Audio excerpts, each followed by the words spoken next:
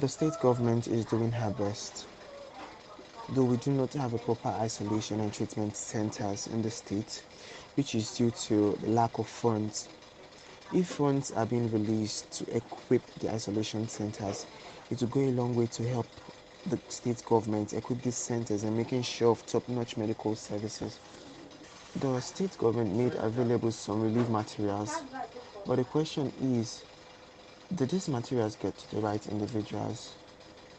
We heard cases of how people complain of little or no relief materials at all.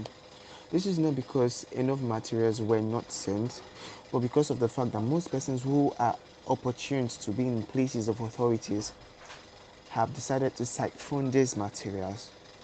The government ought to make sure of appropriate distribution of these materials.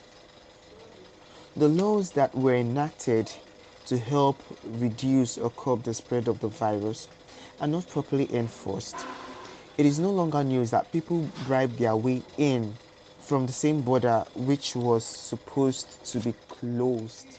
We hear of officials collecting token to let people in. This is not appropriate. I mean, so many persons might have come in contact with those who have the virus, and without knowing, they would come into the state with the same virus. The use of face masks is not enforced. People are seen walking the streets without masking themselves. And social distancing is not observed, as people are seen clustering themselves at various points in time. Currently, we do not know if funds have been disbursed to the states by the federal government to help procure the necessary equipment.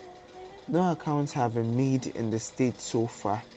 The criteria for the distribution of the palliative should be revisited.